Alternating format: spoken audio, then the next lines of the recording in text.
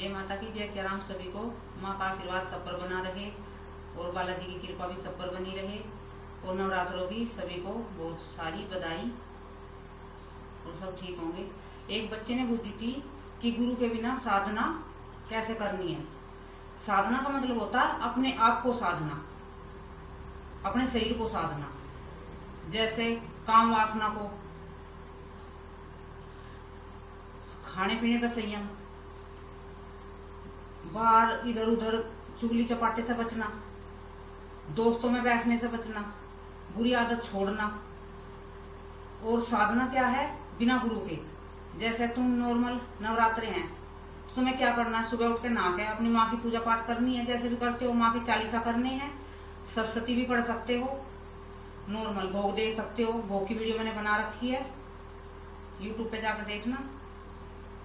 और जैसे कि सुबह शाम की पूजा रेगुलर करनी है, 9 के 9 दिन ब्रह्मचर्य का पालन करना है, जमीन में लेटना है। और बच्चों को क्या कर, खाने पीना, जैसे खाने पीने में कहते हैं कभी कचौरी बना लेते हैं, कभी पकौड़ी बना लेते हैं, कभी कुछ, ऐसा कुछ नहीं खाना होता।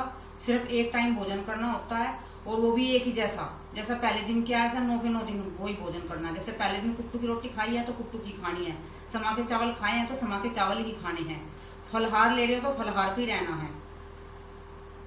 और ज्यादा कुछ नहीं करना होता बिना गुरु के, इसे ही करो। और माँ को अच्छा लगे तुम्हें, बैठो 2 घड़ी माँ से बात करो, माँ से कहो कि माँ आप घर में आई हो, आपको कोई कमी तो नहीं है, माँ आप खुश तो हो ना, हमारी पूजा सेवा जैसे हम पे बन रही है माँ, हम तो ऐसे ही हैं, हम कुछ जानते नहीं है, हम तो नादान है माँ, हम पर प्रसन्न हो माँ, हम पर अपनी कृपा बनाओ, ऐसे प्रार्थना करनी है माँ से।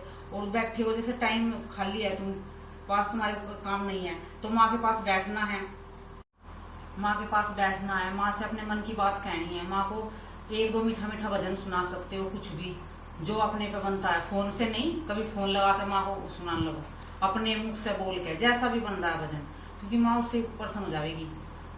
अपने मुंह से कि बच्चे कष्ट कर रहे हैं, जैसा भी है माँ, मैं तो टूटी फूटी वाणी से जैसा भी आता है माँ, मैं आपको प्रसन्न करने की कोशिश कर रहा हूँ, आप प्रसन्न हो माँ मुझसे। और साधना में क्या करना बिना गुरु के, बस जैसे भोग प्रसाद ये जो भी मैंने बता रखे हैं, ऐसे नियम पालन करने हैं।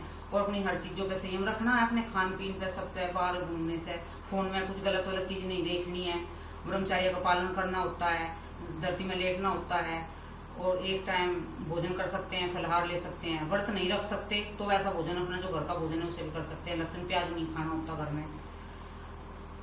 एक दूसरे की किसी की बात कोई गलत कह रहा है, लड़ाई झगड़ों से बचना होता है।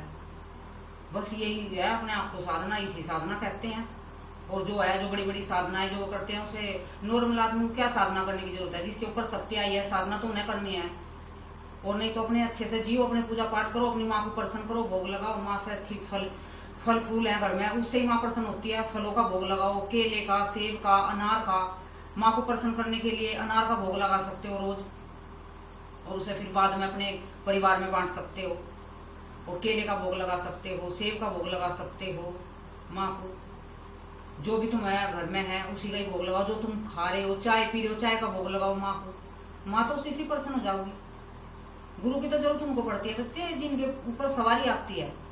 नहीं, नॉर्मल इंसान है, उन्हें गुरु की कोई आवश्यकता नहीं है। नॉर्मल है इंसान, जैसे अपने जीवन जी रहा, अपने जीते रहो।